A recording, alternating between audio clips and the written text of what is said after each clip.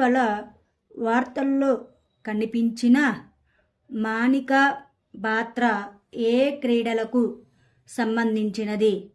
Table tennis క్రీడకు సంబంధించినది.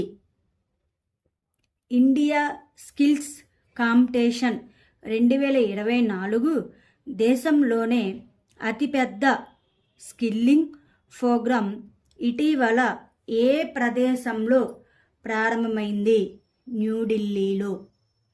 ఇటీవల ఆఫ్రికాపై India US సంభాషణ యొక్క రెండవ రౌండు ఎక్కడ జరిగింది? Washington DC.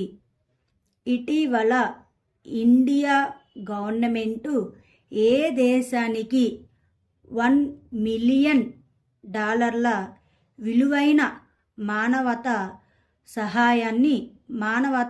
సాయాన్ని ప్రకటించింది? కెన్యా దేశం.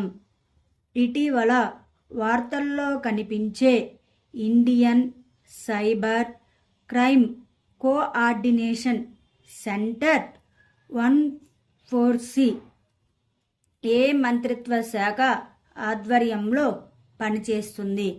హోం వ్యవహారాల మంత్రిత్వ శాఖ.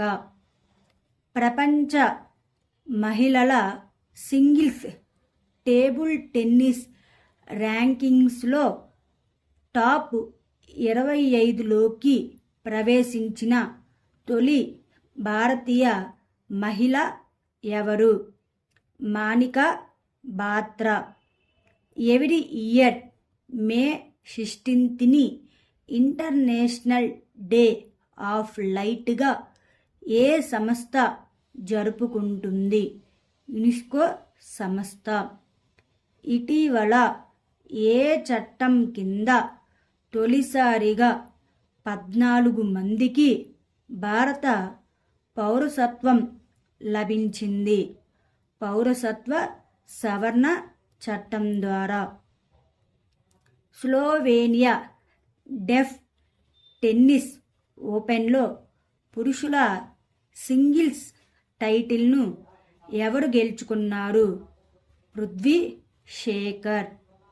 ఇండియా ఇంటర్నేషనల్ బులియన్ ఎక్స్చేంజ్లో ఏ బ్యాంకు మొదటి ట్రేడింగ్ మరియు క్లియరింగ్ మెంబర్గా మారింది? State Bank of India.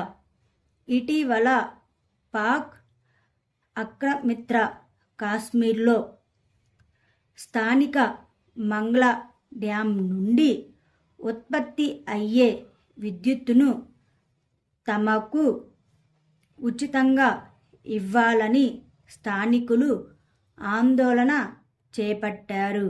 అయితే ఈ మంగ్లా డ్యాం ఏ నదిపై కలదు?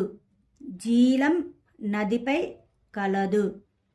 మే 2024లో ఉత్తర సిక్కింలో ఆపరేషన్ సద్భావనను ప్రారంభించిన సంస్థ ఏది? ఇండియన్ ఆర్మీ సంస్థ.